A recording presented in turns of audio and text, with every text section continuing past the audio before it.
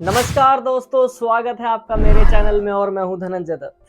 आज की इस वीडियो में हम जानने वाले हैं एक ऐसे टॉपिक के बारे में जिसका असर आज पूरी दुनिया पर देखने को मिल रहा है। जी हाँ, इजराइल पैलेस्टीन विवाद, इजराइल पैलेस्टीन कॉन्फ्लिक्ट।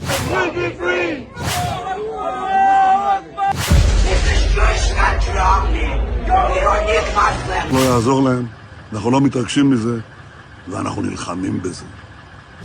7 अक्टूबर 2023 को इजराइल पर दोबारा 6:30 बजे सुबह हमला किया गया और हर जगह इमरजेंसी अलार्म बजने लगे।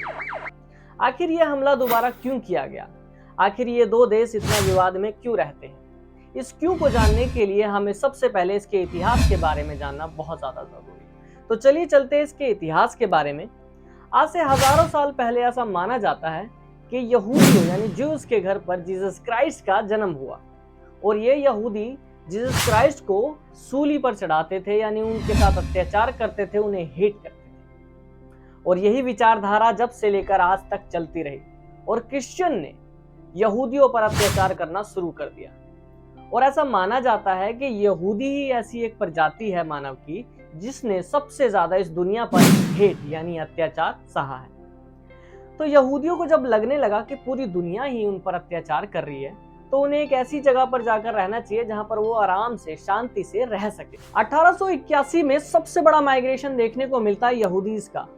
जी हाँ, उस समय ना तो गाजा था, ना पैलेस्टीन था और ना ही इजराइल नाम का कोई देश। उस समय ये एरिया ओटोमन एम्पायर के अंतर्गत आता था और यहाँ पर 3 कम्युनिटी रहने लगी, पहला यहूदी, क्रिश्चियन और मुस्लिम। अब बात आती है फर्स्ट वर्ल्ड वॉर की, 1915 की, जब ब्रिटिश एम्पायर ने यहूदीज को कहा कि हम तुम्हें ऑटोमन एम्पायर से आजाद करा देंगे और तुम्हें तुम्हारा एक देश बनाकर दे देंगे, लेकिन ऐसा हुआ नहीं। ब्रिटिश एम्पायर ने इस पर अपना पूरा कब्जा कर लिया और उसी समय जर्मन में हिटलर को पॉलिटिकल पावर दे दी गई और हिटलर ने सबसे बड़ा मिलियंस में जेनोसाइड करा यहूदियों का। और जब ये सिचुएशन बहुत ज्यादा खराब होती गई तब ब्रिटिश को लगा कि अब हमें इस देश को छोड़ देना चाहिए। अब बात आती है साल 1948 की, जब इंग्लैंड ने इसके 2 टुकड़े कर दिए, एक पैलेस्टीन और दूसरा इजराइल। और यूएनओ की सहायता से, यूएनओ यानी यूनाइटेड नेशन ऑर्गेनाइजेशन, इंग्लैंड ने यूएनओ की सहायता से 14 मई 1948 को इजराइल की स्थापना करी और इसको 3 हिस्सों में बांट दिया। इजराइल को दिया 44%, पैलेस्टीन को दिया 48 यानी 48% और 8% हिस्सा जेरूसलम का अपने पास रखा। सबसे बड़ी बात यह आती है कि यूएनओ ने अपने पास जेरूसलम का हिस्सा रखा क्यों? इसके पीछे का कारण यह है कि ये 3 धर्मों का संगम माना जाता है। इसे एक होली लैंड कहा जाता है जिसमें 3 धर्म रहते हैं, पहला क्रिश्चियन, मुस्लिम और यहूदी। और मुस्लिम की तीसरी सबसे बड़ी मस्जिद यानी मक्का मदीना के बाद अल अक्सा यहीं पर स्थित है। तो इसलिए यूएनओ द्वारा इसको चुना गया और ये बात सुनकर अरब देशों ने कहा कि भाई ऐसा नहीं हो सकता, हम युद्ध करेंगे। इसलिए फिलिस्तीन के लोगों ने युद्ध किया कि उनकी जमीनों के लिए, लेकिन इजराइल के लोगों ने युद्ध किया अपने अस्तित्व को बचाने के लिए। अब बात करते हैं 1987 की। जी हाँ, यह समय था जब एक ऐसे संगठन का निर्माण हुआ जो इस विवाद के पीछे सबसे ज्यादा माना जाता है, हमास संगठन। इस संगठन के अंदर यहूदी लोग थे जिनकी विचारधारा थी कि भाई सारी जमीन हमारी है, हम थोड़ी सी भी जमीन किसी को क्यों दें। उनका यह मानना था कि हम पूरे इजराइल पर पैलेस्टीन बनाना चाहते हैं। लेकिन साल 1993 में दोनों प्रधानमंत्रियों के बीच एक पीसफुल एग्रीमेंट हुआ और उन्होंने साइन किया। इस एग्रीमेंट को देखते हुए इन दोनों प्रधानमंत्रियों को पीसफुल नोबेल प्राइज भी दिया गया। लेकिन हमास के संगठन के लोगों ने उस समय प्रधानमंत्री की हत्या कर दी। अब बात आती है साल 2006 यानी 2006 की, जब हमास ग्रुप इलेक्शन लड़ता है तथा जीत जाता है और इसके बाद पैलेस्टीन और हमास के बीच एक सिविल वॉर चालू हो जाती है तथा उसके बाद पैलेस्टीन भी 2 हिस्सों में बढ़ जाता है। जो गाजा वाला हिस्सा है वो हमास के अंतर्गत आ जाता है और जो वेस्ट बैंक वाला हिस्सा है वो पीएलओ यानी फतेह के अंतर्गत आ जाता है। अब हम मैप की सहायता से समझते हैं कि जो देश 1948 के अंदर 100% था, आज वो 12% कैसे रह गया। इसके पीछे का कारण ये है कि इजराइल कहता है कि भाई पैलेस्टीन लोग हथियार नहीं रखेंगे, ना ही वो खुद की सेना बना सकते हैं।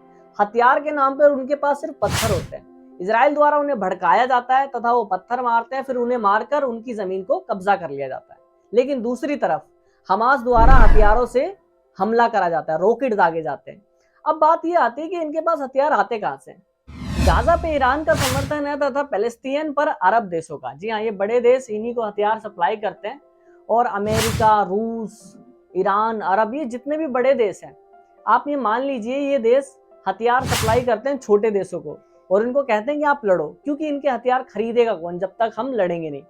तो ईरान द्वारा समंदर के रास्ते से मिस्र पर हथियार पहुंचाए जाते हैं और मिस्र के रास्ते से गाजा में, और यही हथियार आज इजराइल में तबाही मचा रहे हैं।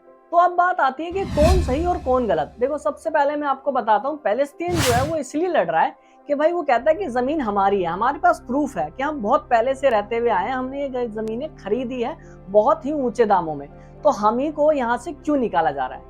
लेकिन इजराइल लड़ रहा है अपने अस्तित्व के लिए। इजराइल कहता है कि अगर हमने युद्ध नहीं करा तो इस पृथ्वी से इजराइल नाम की चीज मिट जाएगी। यानी इजराइल का ऐसा मानना है कि no weapon, no violence and no Israel. अब अंत में यही निष्कर्ष निकल के आता है कि इन दोनों देशों को आपस में बैठकर कंक्लूजन निकालना चाहिए, कॉम्प्रोमाइज करना चाहिए, वरना ऐसे ही हजारों लोगों की हत्याएं होती रहेगी जमीन के चक्कर में और इस युद्ध का कोई हल नहीं निकलेगा।